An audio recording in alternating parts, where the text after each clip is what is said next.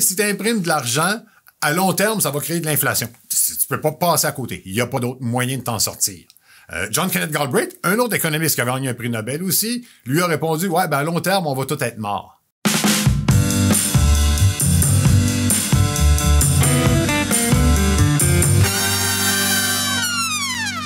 Aujourd'hui, à Garde le change, Sam et moi, on reçoit un spécialiste économiste et financier, Steve Deschênes. Bonjour, Monsieur Deschênes. Bonjour, merci beaucoup de me recevoir. Ben, merci à toi. J'aimerais qu'on commence le podcast en définissant ce que c'est que l'économie.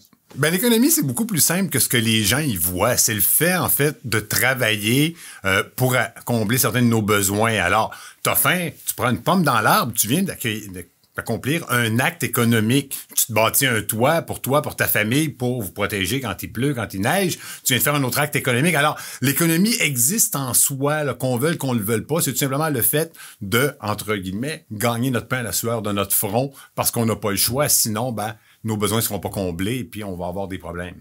On entend souvent que les marchés boursiers sont intimement liés avec l'économie. C'est-tu vrai, ça? Ben, ça va de soi que ça va ensemble, là. Et si on avait une économie, à titre d'exemple, qui va très mal, les gens ne travaillent pas, le chômage est élevé, comme on a vu dans les crises passées, ben, la bourse, éventuellement, va en subir des contre-coups. Là où ça devient souvent un peu complexe, c'est que ça se fait pas nécessairement en même temps. Sur une période de 15-20 ans, si l'économie va bien, la bourse devrait bien aller un peu au même rythme, mais au quotidien, il peut y avoir des mouvements complètement différents. Et c'est là que les gens viennent un peu confus, là. Ils pensent que les liens entre les deux sont pas directs. OK. Puis, notre clientèle, à nous, les gens qui écoutent le podcast, bon, c'est des gens qui sont avides d'en savoir plus sur l'investissement en général. Puis, tu sais, dans les derniers épisodes, avec entre autres Michel Villa, que tu connais bien, oui, on a parlé d'investissement boursier. Puis là, on a parlé de, différentes techniques pour investir en bourse, des analyses qu'on peut faire. Puis là, si on regarde l'économie en général, qu'est-ce qu'on peut regarder dans l'économie qui va nous aider à prendre des décisions sur un investissement boursier? Ce qu'on a besoin de voir, c'est la direction de base de l'économie. Souvent, en économie, on va voir les économistes vont faire des prévisions, là, à la virgule près, pas obligé d'avoir un grand détail. Mais si on va, à titre d'exemple, en récession, avec l'économie qui recule, donc une décroissance économique, une récession, mais par voie de conséquence, si les gens ont moins d'argent, ils achètent moins, les compagnies devraient normalement, pour la grande majorité, faire moins d'argent. Et donc, dans ce scénario-là, c'est vraiment la tendance de l'économie, ce qui est le plus important, pas nécessairement le niveau où ça va. Alors, présentement, ça allait relativement mal. Ça va encore difficile en raison de la COVID, mais ce qu'on voit, c'est une tendance qui s'améliore. La raison pour laquelle on peut être très confiant dans ce qui s'en vient. Puis est-ce qu'on peut dire que des fois, c'est des questions de gros bon sens? Parce que, tu sais, quand on se met à regarder l'économie puis on se dit, OK, on est en récession, on est ci, on est ça, il y a quand même des questions de bon sens qui fait dire que, OK, ça se peut-tu que l'économie soit au ralenti? Donc, peut-être que je vais slacker mes investissements sur des choses peut-être où il y a plus de volatilité ou des trucs du genre, là. Ben, l'économie, par voie de conséquence, c'est le gros bon sens, effectivement. C'est, historiquement, on parlait de la main invisible de Adam Smith, là, qui dirigeait les gens en termes économiques vers les meilleures solutions. Ben, c'est un peu ça. Alors, les gens en difficulté économique vont faire plus attention. Donc, souvent, ce qu'on va dire, c'est qu'il y a des secteurs qui vont mieux s'en sortir. Je donne un exemple. Si tu n'as plus les moyens d'aller manger au Ritz-Carlton, tu as peut-être encore les moyens de manger au McDonald's. Alors, ça ne veut pas dire que McDonald's va mal aller parce que l'économie ralentit. McDonald's pourrait en profiter. Oui, l'économie, par définition, va diriger ce que les gens vont faire de leur argent quand ça va bien, quand tu es à l'aise, quand tu penses que ton emploi est assuré. Ben, tu te sens à l'aise pour acheter et ça donne des coups de pouce peut-être à des entreprises comme Tesla, là, où les gens vont dire, j'ai une bonne job, ça va bien, je peux m'acheter une voiture électrique à laquelle je rêve depuis longtemps. Donc oui, il y a beaucoup de concepts là, à faire entre les deux. Puis qui dit économie dit taux d'intérêt aussi. Je pense que ça c'est en corrélation directe avec le marché boursier. Oui, en fait, le taux d'intérêt, là, c'est quelque chose d'assez fantastique. Ça régit pratiquement. Ça dépend pour qui. Peut-être pour toi, Steve, mais pas pour nous autres. Bon, alors, je vais partir un peu du départ. D'abord, c'est assez simple. Il y a les obligations américaines de 10 ans. Une obligation, pour faire une histoire simple, c'est le fait qu'on prête au gouvernement américain. Donc, il a l'obligation de nous rembourser. D'où obligation. D'où le mot obligation. Il a l'obligation de nous rembourser dans 10 ans. Entre-temps, il va nous verser un taux d'intérêt. Présentement, on est autour d'à peu près 1,40. Le taux d'intérêt a un double effet. On va s'en servir du côté des autorités, la Banque centrale du Canada, la Réserve fédérale américaine, pour relancer l'économie. Alors, souvent, en termes économiques, ce qu'on va faire, c'est qu'on va baisser le taux d'intérêt si on le peut. Alors, si le taux d'intérêt est plus bas, ben, une jeune entreprise va regarder ça et va dire « Oh, on pourrait peut-être aller voir le mouvement des jardins puis emprunter de l'argent. Les taux sont moins chers. On aurait les moyens de financer notre projet. Si les taux étaient à 25 %, il y a des projets financiers qui pourraient pas fonctionner.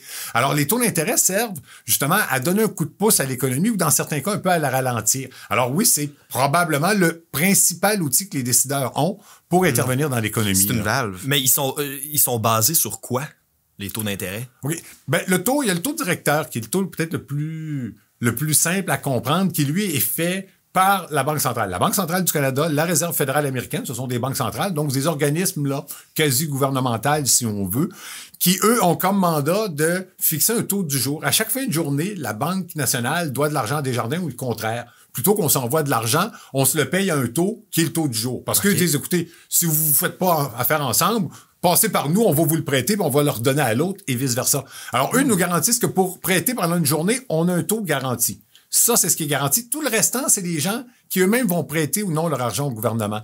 Alors, dans le cas des obligations américaines de 10 ans, c'est l'ensemble de la planète, tous ceux qui ont eu le goût de prêter leur argent au gouvernement américain pendant 10 ans, ben, quand tu acceptes d'avoir 1,40 %, ben, le taux va se fixer à 1,40 %. Si tout le monde disait non, moi, en bas de 6 % je ne prête pas, théoriquement, le taux monterait à 6 %. Mais là, qui prête son argent aux États-Unis à 1,40 %?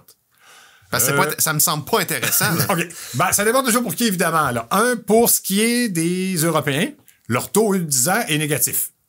Alors, au lieu de prêter au gouvernement pendant 10 ans, puis quand ils te le remettent, en as moins que tu en as prêté, prêter aux Américains qui te remettent tout ce qu'ils te doivent plus 1,40, c'est intéressant. Mais le plus gros acheteur présentement, c'est la Réserve fédérale américaine. La Réserve fédérale américaine, comme la Banque du Canada, imprime de l'argent. Pour ceux qui l'ont vu, là, le sketch qu'on a vu au bye-bye où on imprimait de l'argent et le premier ministre Trudeau donnait ça en PCU, ben c'est pratiquement ce qui se passe là. On imprime de l'argent d'un côté et là, le gouvernement lui met des obligations et dit « Je vais vous payer 1,40 % pendant 10 ans. » Tu me dis, c'est pas intéressant, je suis assez d'accord, mais si j'imprimais l'argent qui me coûte rien, prêter puis faire du 1,40 % me semblerait une transaction extrêmement brillante. Alors, ceux qui impriment l'argent, ben, c'est ce qu'ils font. Ben, moi, je me pose la question, bon, on imprime de l'argent, on le vit dans le bye-bye, ça va avoir quel impact, ça, sur le long terme, sur le moyen terme aussi? Ben, je vais commencer sur le court terme, ça a fait un méchant party. Tout le monde a eu de la PCU et était heureux. C'est difficile pour les employeurs qui ont de la difficulté à trouver des gens qui veulent travailler pour à peu près le même prix où tu as de la PCU. Ce que ça va faire à moyen long terme, ben, c'est qu'on va avoir une dette énorme. Et cette dette-là, va falloir trouver une façon de la payer. La plupart des gens que vous allez entendre vont vous dire « Ça, c'est une dette qu'on va renvoyer chez nos petits-enfants. Les plus vieux disent ça, les baby boomers. Ils pensent ça. Ils sont chanceux si ça arrive, parce que la dette pourrait être payée par pratiquement n'importe qui, n'importe comment. On la paye déjà dans une certaine mesure, là, sans que ça paraisse, par l'inflation. On appelle ça, c'est un concept compliqué, on appelle ça monétisation de la dette. C'est-à-dire que si c'est une dette de 100 $ et qu'il y a beaucoup d'inflation, ben les dollars valent plus la même chose l'année prochaine. Mais ta dette, elle reste à 100. Alors, les œufs ont pu grimper de 3 piastres la douzaine à 6 piastres la douzaine. Ton salaire a pu passer de 25 000 $ à 50 000 $, mais ta dette, elle n'a pas augmenté. Alors, ta dette, par voie de conséquence, a un peu baissé. Alors, une dette qui reste stable et pendant longtemps, c'est quelque chose de profitable si tu es capable d'avoir un taux très bas. C'est d'ailleurs pour ça que notre gouvernement parle même d'avoir une dette à 40 et 50 ans dans certains cas. Il prêterait on voudrait que les gens lui prêtent pour 50 ans gelés, comme ça, il n'y a pas à retourner se financer avant. Alors, la dette, ça va devenir un grave problème, peut-être dans 50 ans, mais ça pourrait l'être dans 10, ça pourrait l'être dans 20. Ça commence déjà à l'être. On voit déjà un petit peu là, des c'est quoi les impacts? On voit déjà des côtés d'inflation là, qui se pointent le bout du nez. Avec l'inflation, ce que ça crée aussi, c'est de la rareté. Alors, rareté, vous allez voir des choses un peu particulières. Là, en période de COVID, c'est encore pire. Des produits qui n'existeront plus parce que t'es pas intéressant. À titre d'exemple, du Canada Dry Diète, ben c'est pas intéressant. Si t'as de l'aspartame ou du Splenda, tu le mets dans du Coke Diète ou du Pepsi Diète parce que c'est beaucoup plus vendeur. Tu le mets dans des recettes préparées parce que ta marge de profit est meilleure. Alors, toutes sortes de produits, moi, que je vois comme ça, disparaître en pleine période de COVID parce que c'est rendu trop cher pour le mettre dans cette recette-là. Quelqu'un d'autre est prêt, lui, à payer plus cher parce qu'il y en a beaucoup plus de besoin. Est-ce que, selon toi, le gouvernement a bien fait? Ou aurait peut-être dû trouver, je sais pas, une autre manière? Moi, je sais pas. Ben, la grande question, c'est est-ce qu'il y avait d'autres choix? J'aurais le goût de dire non. Et c'est pas agréable, c'est pas une bonne idée ce qui s'est passé. Mais on a eu la COVID, on n'a pas eu le choix. Alors, pendant un an, on a vécu sans beaucoup produire. Il y a des gens qui ont continué de travailler, une bonne partie quand même, mais d'autres qui ont dû recevoir de l'argent qui était, entre guillemets, pas mérité là, par un échange de travail. Donc, on a été, en termes de production, beaucoup moins fort que ce qu'on aurait dû l'être, mais nos concurrents, les autres pays, étaient à peu près au même endroit. Les Américains l'étaient. Alors, c'est pas nécessairement majeur, puis je suis pas sûr qu'on aurait pu faire autrement. Les Américains l'ont fait, on le fait aussi. Là, c'est pas la même chose. Je voyais, entre autres, le Fonds monétaire international la semaine dernière qui analysait les nouveaux programmes que le gouvernement Trudeau veut mettre en œuvre et qui disait, écoutez, votre économie est bien redécollée, là. Les Américains font un programme d'1,9 trillion qui va un peu retomber aussi sur le Canada en termes économiques. Vous en avez peut-être pas besoin. Et ça, ben, c'est un peu le risque qu'on a là d'aller beaucoup trop loin. Du côté américain, on le voyait aussi. Il y a eu des grosses négociations. À un moment donné, ils ont essayé d'arriver dans leur projet. Ils voulaient mettre là, le salaire minimum à 15 $, ce qui est un projet des démocrates du président Biden depuis longtemps. C'est peut-être une bonne idée, mais il y a zéro logique de près ou de loin à vouloir monter le salaire de quelqu'un à 15 $ en disant c'est lié à la COVID. La COVID n'a pas fait baisser le salaire de personne, elle t'a fait perdre ton emploi carrément ou empêcher de travailler correctement. Alors, il y a plusieurs mesures comme ça qui semblent... On semble se servir de la COVID pour prendre ces mesures-là à long terme. Ça pourrait être peut-être plus dommageable parce qu'on n'aide pas des gens qui ont besoin là. On crée des nouveaux, peut-être dépendants ou des nouveaux services qui viennent s'ajouter à ce qui existait déjà. On avait déjà de l'assurance chômage puis de l'aide sociale qui était là comme stabilisateur économique quand ça ralentit. Là, on a créé des différents pour la COVID. C'était bien, mais s'il demeure de façon permanente, ça peut créer plus de problèmes. Puis tout ce qui a été mis en place par le gouvernement, tu sais, là, puis tantôt, tu parlais que le FMI a dit, le Fonds monétaire international a dit, hey, là, tu sais, vous en faites quand même pas mal, votre économie semble être redécollée. Qu'est-ce que ça fait si on va surstimuler une économie avec des programmes comme ça? Milton Friedman, prix Nobel d'économie 73, si je ne m'abuse, qui est un monétariste. Je te le confirme, c'est bien lui. Bon, voilà. Qui est un monétariste, a déjà déclaré, si tu imprimes de l'argent, à long terme, ça va créer de l'inflation. Tu peux pas passer à côté. Il n'y a pas d'autre moyen de t'en sortir. John Kenneth Galbraith, un autre économiste qui a gagné un prix Nobel aussi, lui a répondu, ouais, ben à long terme, on va tous être morts. Alors, on peut s'occuper du court terme pour commencer. Logiquement, ce qui devrait se passer, c'est que la Banque du Canada imprime de l'argent, le prête au gouvernement Trudeau. Bon, il dépense parce qu'on a des problèmes de COVID. Quand ça va mieux, il reprend l'argent et là, il retourne l'argent en réserve fédérale. Il dit, tiens, je te donne ton argent, redonne-moi les obligations, je les déchire, je te dois plus d'argent, puis toi, tu brûleras cet argent-là. Si ça se faisait comme ça, théoriquement, il n'y en aurait pas de problème. Si ça se fait pas, si on imprime tellement d'argent, le prix va monter. Le prix en argent, ça représente rien d'autre qu'un chiffre, là. Alors, le problème de l'argent, quand on imprime trop, c'est cette inflation-là qui peut prendre. Ce qui peut nous protéger, c'est d'avoir une croissance économique, une croissance en termes de technologie, qui fait qu'on produit tellement plus que on va compenser le surplus d'argent qu'on a mis là. Il y a des gens qui pensent que c'est ce qui pourrait là arriver. Là. Je tourne un peu plus de ce côté-là personnellement aussi un peu plus récemment. Comment on peut tirer avantage d'une inflation? Parce que là, on entend ça parler quand même. Là, on entend que c'est à nos portes, tout ça. Mais les opportunités en temps d'inflation sont dans quoi puis sont où? À la bourse. À la bourse. OK, l'inflation, je l'explique bien comme il faut. Imaginons là, que l'inflation, c'est 100%, tout double. Mon salaire double, mon coût d'épicerie double, tout a doublé depuis l'année passée. Donc, je suis pas plus riche, je suis pas plus pauvre, mais il y a 100% d'inflation. Comme je disais tout à l'heure, ma dette, elle a pas doublé. La dette, c'est une mauvaise place, c'est l'inflation. Qu'est-ce qui risque d'être bon? Tout ce qui peut ajuster des prix. Si demain matin, tout double, ben, au couche-tard, ils vendent 2 fois plus cher. Le gars qui travaille au couche-tard, il est payé 2 fois plus cher. Les dividendes de la compagnie vont doubler. Tout va doubler. Les profits vont doubler aussi. Les profits vont doubler, couche-tard va doubler. Tu seras pas plus riche, là. Ton couche-tard a doublé, mais l'argent vaut moins. Mais ça t'aura protégé. OK, je comprends. Même chose qu'avec un immeuble. Si tu as un immeuble et que tu es capable d'ajuster les loyers en conséquence, là aussi, ça va te protéger. Alors, les biens producteurs vont être protégés. À titre d'exemple, si on regardait là, sur la dette, je disais, on pourrait monétiser la dette. Demain, on pourrait créer 10 milliards de % d'inflation. Ce que ça fait instantanément, c'est que tous ceux qui ont de l'argent, les gens de ma génération et plus vieux, on peut rien. Ta pension, où on te donne 40 000 $ par année, félicitations, madame. Mais maintenant, 800 milliards de dollars, c'est un Big Mac. Et ta pension, oui, ben, au gouvernement du Québec, à cet exemple, sa pension serait indexée à moitié. Bon, on va t'indexer à 400 milliards de % au lieu de 800 milliards. T'as plus de pension, t'as plus rien. Toi, t'as mis 1 milliard dans ton REER. Si tu l'as mis en revenu fixe et qu'il y a une inflation de 10 000 %, ton million vaut 5 000 $ l'an prochain. Mais on s'entend pour dire que notre gouvernement ne laisserait jamais ça aller puis va le compenser au maximum. En faisant comment? Ben, ça va de me le dire. C'est à toi de me le dire, Steve. Ben voilà, le grave problème, c'est que quand l'inflation prend, faut que tu fasses grimper les taux d'intérêt. Et si tu laisses grimper les taux d'intérêt, quand le gouvernement est beaucoup plus endetté qu'il l'a jamais été, comment il fait pour payer? Comment il fait pour refinancer demain à 12 %? Aujourd'hui, on lui prête de peine et de misère en 1, mais on sait bien que ça n'a pas d'allure. Mais demain matin, là, s'il laisse ou s'il essaye de faire grimper, si le taux à court terme monte à 5 ou 6, parce que le seul truc qu'ils ont, c'est celui-là. C'est que là, on a le bout facile d'imprimer de l'argent pour relancer l'économie. Et dans le pire des scénarios, ça marche pas puis ça dérange pas grand-chose. Une fois que l'inflation prie, et c'est ça le problème que j'ai dit tout à l'heure, l'inflation, c'est pas grave d'en avoir, c'est quand on la contrôle plus. Là, on tombe en hyperinflation, comme c'était le cas en Allemagne. En Allemagne, juste un petit aparté, à l'époque, en Allemagne, il allait avec une brouette remplie de dollars. Et à un moment donné, tu t'en allais au magasin avec ta brouette remplie de dollars. Et quand tu rentrais dans le magasin et tu ressortais, tu te mettais à pleurer parce que tes dollars étaient à terre. Quelqu'un avait volé la brouette. La brouette avait encore de la valeur. Tes dollars n'en avaient plus. Ah ouais. Au Zimbabwe, tu avais 1 million de % d'inflation par mois. 1 million de % d'inflation. Alors, ton Big Mac grimpait de 1 million de fois la valeur qu'il y avait le mois dernier à chaque mois composé. Mais comment les gens font pour vivre là-bas? Tu meurs, tu vis pas. Tu meurs parce que tu meurs pas en fait. Et c'est là que je m'en allais avec mon point peut-être intéressant.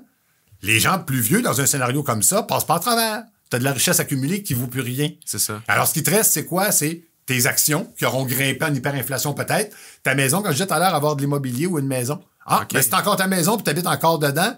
Peu importe la valeur, peu importe le taux d'intérêt. Dans l'inflation. Si elle est payée, oui, mais de toute façon, elle est payée. Okay. Tu comprends qu'on te dise qu'elle vaut 10 milliards ou 10 piastres, si elle est payée ta maison, là, je parle des gens plus vieux, ben au moins, tu as ça. Le véhicule a monté avec l'inflation. Ben, c'est ça. Ces véhicules-là peuvent monter avec l'inflation. Pas ta pension, pas tes placements à revenu fixe. Et c'est là que c'est dangereux. Pour les plus jeunes, les gens qui nous écoutent, ce qui est intéressant, c'est que dans ce scénario-là, si ça devait arriver, c'est que la plupart d'entre vous n'avaient pas une grosse fortune accumulée. Alors, vous ne perdriez pas cette fortune-là. Et ton pouvoir de travail, lui, existe encore. Tu es capable demain de dire, non, je n'aurais pas travaillé 8 heures par jour pour le prix d'un Big Mac. Là. Je suis pas obligé de le faire. Alors, les gens plus jeunes vont, dans tous les scénarios, pouvoir s'en sortir par la force du travail. C'est les gens plus âgés. Si l'inflation devait prendre très fort, et comme je disais, le gouvernement n'est peut-être même pas capable vraiment de la contrôler, parce qu'on a eu de l'inflation forte. Dans les années 75, on en a eu. Le père du premier ministre Trudeau, Pierre Elliott Trudeau, avait passé une loi anti-inflation. Mais là, il y avait une loi où on t'empêchait d'augmenter ton salaire. Tu n'as pas le droit d'augmenter ton salaire plus que 10 % pour contrôler, puis tu n'as pas le droit d'augmenter les prix de plus que 10 % pour contrôler. Oui, c'était peut-être l'idée à faire, on ne le sait pas. Mais rapidement, ça va tomber dans le marché au noir de plus en plus régulièrement. Alors, tu vas avoir là des problèmes majeurs partout, en plus de la dette aujourd'hui qui serait plus finançable. Alors, il faut pas que l'inflation prenne. Faut pas que ça embarque dans le poulailler, comme on dit. Non. mais il y a des points positifs. Il y a des points positifs. Là, notre croissance économique pourrait vraiment être extrêmement explosive au cours des prochaines années. Là. Moi, je pense qu'on va connaître une croissance comme on n'a jamais vu et comme, je pense, personne même ose comprendre ou imaginer présentement. Là. Pourquoi? Ouais. Parce qu'on a cette année formé plus d'étudiants, ce qu'on appelle les STEM, sciences, technologies, engineering et mathématiques, sur la planète qu'on avait fait dans l'histoire avant ou à peu près. Il se forme présentement 5 millions d'étudiants dans les STEM, donc les technologies là, qui font qu'on a des avancées technologiques en Chine. 5 millions par année. C'est-à-dire qu'en dedans de 10 ans, ils en ont formé plus que la population du Canada au grand complet. Alors, le Canada, il y a 50 ans, on était un pays très avancé dans le domaine des ingénieurs, à titre d'exemple, parce qu'on avait la capacité d'avoir un système scolaire très peu développé il y a 50 ans, mais quand même beaucoup plus développé que ce qui se faisait partout ailleurs sur la planète. Alors, on était un des pays forts dans l'ingénierie. Et vous pensez qu'aujourd'hui, ils ont plus d'ingénieurs en Chine qu'on a de population au grand complet? Ils en produisent 8 fois plus que les Américains, qui produisent eux-mêmes pas loin d'1 million de ces étudiants-là, qui est un niveau record. Alors, les Américains, puis nous autres, on en produit plus de ces étudiants-là. La Chine, qui était pas au rendez-vous, en produit beaucoup. L'Inde, avec 1,2 milliard de personnes, produit énormément de diplômés comme ça aussi. Tout ce monde-là ont des outils qu'on n'avait pas. Moi, j'ai travaillé avec mon père à l'époque sur la construction. On montait des maisons avec un marteau. Aujourd'hui, tu as une cloueuse, puis tu as une cloueuse parce que tu n'es malheureusement pas équipé d'une belle imprimante 3D, parce qu'on fait maintenant des maisons en 1 journée et demie avec une imprimante 3D. Tu la dessines et l'imprimante te l'imprime pratiquement. Alors, on est rendu avec beaucoup plus d'ingénieurs, de scientifiques qui ont beaucoup plus de connaissances, qui ont des outils comme ça. Puis là, je parle pas encore d'intelligence artificielle, je parle pas des voitures autonomes, des drones qui s'en viennent. C'est incroyable tout ce qu'on a en termes technologiques, mais surtout de connaissances humaines pour accélérer la croissance de façon monumentale. Exponentielle. Bon, ça s'est jamais vu dans l'histoire de l'humanité. Ça s'est jamais vu. Là, t'as un robot qui fabrique des robots. T'as un ordinateur qui fabrique des ordinateurs déjà bien supérieurs à l'intelligence humaine dans plusieurs cas. Et c'est lui qui les fabrique, là. Tu vois ça comment? Est-ce que c'est positif, négatif? Il y a Elon Musk, entre autres, propriétaire de Tesla, qui pense qu'on a un problème dans 30 ans. Il va y avoir 40 à 50 des gens qui n'auront pas d'emploi. Je suis personnellement de plus en plus dans cette tendance-là. Je vois difficilement comment on pourra être employable pour plusieurs de nous, là. Parce qu'il parle du UBI à plusieurs places dans le monde, le Universal Basic Income, Ouais, où le gouvernement va payer des gens parce qu'il n'y a juste pas assez de travail pour ces gens-là, parce que ça a été remplacé par l'intelligence artificielle ou un robot. Voilà. Pour moi, le bout, comme économiste, comme spécialiste, le bout qui m'apparaît évident, c'est que oui, on va être remplacé. Je donne juste un exemple. Au jeu de Go, là, qui est beaucoup plus compliqué que les échecs, les robots ont battu, les ordinateurs, l'intelligence artificielle ont battu les joueurs d'échecs au niveau mondial. Alors, ils ont fait jouer contre les joueurs de Go. Alors, ce qu'ils ont fait, c'est qu'ils ont donné à l'ordinateur plein de jeux de Go et ils ont dit pratique puis joue avec les humains. Au début, c'était pas si pire. Éventuellement, l'ordinateur a travaillé fort puis il s'est mis à battre l'humain. Il a battu le meilleur joueur au monde, une centaine de parties en ligne. Le type a dit, écoutez, je m'étais toujours demandé c'était quoi jouer au Go contre un extraterrestre, ben je viens de le voir. En passant, cet ordinateur-là fait tellement tout parfaitement, il fait pas d'erreur, il est imbattable. Il ne perdra jamais. Alors, l'année d'après, ils ont pris un nouvel ordinateur, puis ils ont dit, toi, on te contaminera pas là, avec les niaiseries que les humains pensent. Là. On te montrera pas toutes les games de Go que les humains ont joué, comme on l'a fait avec l'autre l'année passée. Voilà les règlements du Go. Pratique. Puis là, il a pratiqué seul. Pendant un bon bout de temps, là, couple d'heures, peut-être quelques jours si je m'abuse. Là. Et là, il est allé jouer contre l'ordinateur qui fait pas d'erreur. Il l'a battu 100 fois en ligne. Oh non. Oh my God. L'ordinateur qui a battu l'être humain au jeu de Go, beaucoup plus compliqué que les échecs, il est même plus bon, là. Alors, je regarde ça, mais je me dis, bon, toi, t'es l'ingénieur qui va faire le pont Champlain à Montréal, là. Pas sûr que si tu travailles pas avec l'ordinateur, on va te laisser toucher à ça, là. Fait il y a énormément de choses comme ça qui s'en viennent. C'en est, j'aurais le goût de dire impressionnant. Et la grande question, ça va être celle-là. Là, je sors un petit peu de mes plates-bandes. Pour moi, en termes d'économie, on s'en va là. Et je dis des fois, l'économie, on est dans les finales, là. Ça se termine dans 30 ans. On n'a jamais vu ça dans l'histoire. Il y a toujours eu l'économie avancée. Il y a toujours eu des peuples qui ont remplacé d'autres et tout ça. Là, non. Celui qui va avoir les meilleurs ordinateurs va de lui-même fabriquer les meilleurs ordinateurs, là. Steve peut pas se lever une journée et dire à soeur de mon front, je travaille mieux que M. Ford puis je fais des meilleures voitures. Non. Ça va être déjà des robots qui sont possédés par d'autres robots qui vont les faire, les voitures Tesla. Fait que ça va être un film de science-fiction. Oui. Et la grande question, ça va être justement comment on va répartir tout ça. Est-ce que ça va être un UBI, comme tu dis, un système où on donne de l'argent à tout le monde, là, un revenu minimum garanti, semblable à ce qu'Andrew Yang proposait dans la dernière campagne des démocrates aux États-Unis? Ça peut ressembler à ça, parce qu'il va rester du travail si on le veut. Je pense qu'il va rester énormément de travail humain. Où il y a de l'empathie, ou des trucs voilà, genre. des choses comme ça, de l'accompagnement d'êtres humains. Beaucoup de choses qu'on va pouvoir faire, mais je pense qu'il va falloir qu'on arrive à avoir une espèce de logique. Moi, j'aime beaucoup travailler. Ok, je vous dis tout de suite, j'aime beaucoup travailler. Je suis un passionné dans ce que je fais. Tu me donnes le salaire que les autres ont gratis à pas travailler dans le monde que je décris, puis ça me dérangera pas. Je vais aimer mieux, je pense, travailler comme hyperactif que de rester à rien faire. Il va juste falloir qu'on enlève la stigmatisation des gens qui travaillent pas. Aujourd'hui, on regarde quelqu'un qui travaille pas de façon un peu péjorative. Puis c'est correct, là, on n'avait pas le choix depuis le début de l'humanité de gagner notre vie. Mais si on s'en va dans ce genre de monde-là, faudra un jour regarder puis comprendre que madame qui lâche son emploi pour aller s'occuper de sa mère vieillissante, qui a du trouble, c'est pas une lâche, c'est pas quelqu'un qui veut pas faire son travail, c'est quelqu'un qui a la gentillesse de donner sa job à un autre qui la veut quasiment. Alors, on va se retrouver dans science-fiction avec quelque chose de très laid qui pourrait ressembler à Total Recall où on nous charge pour acheter de l'air puis on n'a pas de salaire personne. Je veux dire, quelqu'un peut voir de l'apocalypse s'il veut. On peut voir un monde où tout est beau. Au sommet de Davos, ils ont parlé du Great Reset, la grande réinitialisation. Certains dans ce groupe-là disent que dans 10 ans, on possédera plus rien mais qu'on va être heureux. Je pense, entre autres, qu'il y a bien des choses qu'on possédera plus. Une voiture, on n'aura plus ça. Ouais. Une voiture, elle va s'en venir, elle va aller se charger toute seule sur l'électricité, elle va te conduire automatiquement, tu vas rentrer dedans, tu vas construire ton film Netflix. On parle beaucoup du futur, mais en ce moment, là, bon, avec toutes les avancées qu'il y a, tu penses que c'est dans quel secteur peut-être que les gens qui sont jeunes, comme moi, doivent regarder, doivent peut-être penser investir, tu sais, pour que ça soit profitable au moyen, long terme, là, parce que tu dis que dans une trentaine d'années, tu penses que ça va pas être terrible. Comment est-ce qu'on peut voir ça, c'est ça? Ben, ça peut être bon, c'est ça. Là. Je veux pas être apocalyptique, ça va être bon. Comment le voir? Ben, je vais te donner la réponse que tu veux pas entendre. Investir dans les banques. OK. J'ai dit ça au monde qui avait 60 ans, puis à ceux qui avaient 50, puis 40, puis 30, puis j'ai dit ça depuis 40 ans. Tu reçois 4 ou 5 de dividendes. La bourse, c'est 10 par année, grosso modo en moyenne. Alors, tu as les banques présentement qui t'en donnent 5 sans que tu aies à poser de questions de dividendes déjà avant de commencer. Plus la croissance de la banque. Plus la croissance des actions. Alors, ils sont relativement jamais chers. Ça s'achète bien. Je sais que ce que les gens veulent voir, c'est beaucoup plus les nouvelles technologies. Nouvelles technologies, oui. j'ai pas de problème avec ça, mais j'aurais le goût de dire, le problème, c'est, assurez-vous de connaître ça. Je veux dire, quand tu t'aimes un matin et tu dis, Tesla, les chars électriques, moi, je pense que ça va pogner. Ben, je veux dire, depuis que ça a passé là, de 150$ à 850, il y a quelqu'un d'autre avant toi qui a pensé que les chars électriques, ça va se vendre. Là. Alors, l'idée d'essayer de trouver toujours le grand coup de circuit, le grand champion, moi, ça m'a toujours fait peur. Ce que j'incite beaucoup les gens à faire, c'est de le faire souvent à l'envers. Va pas là où tu auras du trouble. Tu penses que les voitures électriques, ça s'en vient, tu as raison, mais ça va peut-être prendre 15 ans au lieu de 5 comme tu penses. Alors Tesla, ça va peut-être, là, il était à 850 il n'y a pas longtemps, il a reculé, il est autour de 600, là. Ben, il va peut-être descendre à 400 au cours des 8 prochaines années.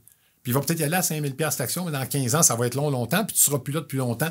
Ce que tu peux peut-être faire, c'est éviter le pétrole si tu penses que l'électricité s'en vient.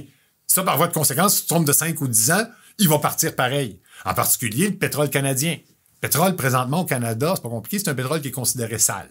Alors, les jeunes sont bien ouverts à l'idée de l'environnement. Il y a un paquet de monde qui sont pas très pro-environnement, si vous voulez mon avis, mais qui vont se servir du fait que notre pétrole il est sale pour prôner la leur. Et là, je parle des Américains, toutes tendances confondues. C'est un Américain, démocrate ou républicain, rien de plus facile que de dire, pour protéger l'environnement, on prendra plus le pétrole sale du Canada. Ce que Joe Biden a fait en disant, on bloque un des pipelines, le pipeline Keystone XL, parce que notre pétrole est sale. Et c'est de bonne guerre. Ils sont capables de joindre un avantage économique à prendre le leur, un avantage environnemental qui est pas faux, en tout cas, je suis pas assez spécialiste, mais oui, sur la planète, notre pétrole passe mal. Alors, pétrole canadien, je le trouve pas excitant. Mais là aussi, il faut tomber au deuxième niveau. Est-ce que ça veut dire qu'il n'y a pas d'argent à faire avec? Ben non, le prix du pétrole monte, là. Enbridge puis TransCanada Pipeline, TC Énergie, maintenant, continue d'en envoyer à travers le pipeline. Si t'as des oléoducs pipeline, tu vas probablement faire de l'argent. Si t'as des pompes, on en a encore dans notre char pour un bon bout de temps. Mais si t'es une petite compagnie qui veut juste explorer le pétrole en Alberta, ça, d'après moi, t'es mort. Alors, l'idée, c'est essayer d'éviter, commençons par éviter tout ce qui va plus faire dans le futur. À l'époque, on avait les technos, si tu regardais... Qu'est-ce qui est sûr qu'on n'aura plus dans le futur? C'est ça. Si t'évites ces choses-là, ce qui semble évident qui va disparaître... Ça peut être des prémices intéressantes. Ça peut être des prémices intéressantes. Ça t'enlève déjà un paquet de choses. Dans le restant, c'est d'y aller équilibré. Si quelqu'un veut regarder quelque chose d'intéressant, peut-être en allant regarder à la bourse, vous n'êtes pas obligé d'y investir directement, le fonds ARK. A-R-K-K. C'est Mme Cathy Wood qui gère ça du côté des États-Unis. On entend beaucoup parler de Cathy Wood de ce temps-ci. Voilà. Alors, Mme Wood est en entraînement encore aujourd'hui. Je l'ai pris un bout. Elle achète tout ce qui est dérangeant. Alors, dérangeant, c'est quoi? C'est Virgin Galactic. Comme ils font des fusées, elle pense qu'un jour, ils vont un peu déranger l'industrie de l'aviation. Elle a probablement raison. Tesla, c'est un dérangeant. Elle fait des voitures électriques et on voit qu'on s'en va carrément là. Volvo nous a dit qu'en 2030, il n'y aura plus de voitures autres qu'électriques. GM, c'est 2035. Alors, elle achète ce genre de groupe-là. Alors ça, c'est peut-être le genre de place à aller regarder pour des jeunes qui veulent voir les nouvelles technologies à venir. Ce que je dirais de faire très, très attention, je pense, parce que je sais que les jeunes sont très tournés de technologie. Une chose que moi, j'ai jamais faite dans ma vie, qu'on m'a jamais demandé de faire, puis que je vous souhaite de pas faire, puis vous serez pas capable de le faire, je vous le dis tout de suite, c'est de comprendre dans le détail les technologies, de savoir à quel point ils vont être payantes. Moi, je peux vous dire que Beta, c'était meilleur que VHS, puis pourtant, ça n'a jamais bien passé dans les vidéos, là. Puis j'ai des exemples comme ça à la grandeur. Le Microsoft, c'était pas le meilleur. Netscape était bien meilleur qu'Internet Explorer. Je veux dire, c'est passé un paquet de choses comme ça, mais c'est pas nécessairement toujours les meilleurs qui vont gagner. Alors, souvent, c'est peut-être de faire attention de pas trop... de pas trop penser qu'on s'y connaît. Je donne un exemple. Si tu penses que les voitures électriques vont gagner, Tesla est en avance ses voitures, est en avance ses batteries. Beaucoup de gens en parlent. Mais Mike GM déploie tout son arsenal d'usines. Il peut arriver puis détrôner Tesla en un an. Voilà. Sauf qu'au moins, Tesla, t'as quelque chose. Là, je ferais le lien peut-être avec le Bitcoin. Bitcoin, on te demande d'investir dans une technologie elle-même, mettons. Oh, attendez, une technologie, là, je connais quoi exactement? Comprenez, moi, j'ai investi souvent dans Microsoft. Je comprenais pas exactement comment fonctionnait Windows, là. J'avais pas besoin. Microsoft faisait Windows puis en vendait. Si j'avais une compagnie qui me dit, moi, j'ai des bitcoins puis j'en vends, comme PayPal, entre autres, qui te permet de transiger là-dedans, parfait. Comme Tesla, qui en achète un peu pour son encaisse, parfait. Mais dans les technologies, c'est ça, j'aurais de vous dire, oui, aller vers une technologie, mais faites attention que ça soit une technologie qui a une compagnie qui peut justement être gagnante. Tesla, comme tu dis, c'est bien, elle pourrait perdre contre GM, mais elle a une chance de gagner. Ouais. Elle est disruptive. Oui. Ce qui fait qu'elle apporte les gens à dire faut innover parce que voilà. Fait que là, ça les pousse à innover. Par contre, la force de déploiement, les gros comme GM ou d'autres. GM, Ford. L'ont pas mal plus que Tesla. Là. Oui, c'est ça. Mais tu peux avoir un gagnant peut-être. Mais souvent, le problème, c'est que les gens accrochent sur ça, sur le disruptor, le gagnant, et ils se rendent pas compte que, mais t'auras pas tout le marché. tu gagneras pas tout, là, ça sera pas linéaire, là. Ouais. Et ça, c'est un peu le problème qu'on va avoir souvent. Hey les gars, c'est hyper intéressant. Malheureusement, le temps nous bouscule un peu. Steve Deschênes, t'es un méga super vulgarisateur économique. Pour vrai, c'était très, très, très intéressant. Et nous, ben, on se dit à la prochaine pour un autre podcast de Garde le change. Ciao!